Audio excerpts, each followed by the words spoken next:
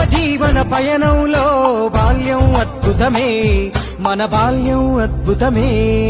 వీరి వీరి గుమ్మడి పండు వీరి పేరేమి, తాగుడు మూతలు దండకోర్ వీరి పేరేమి.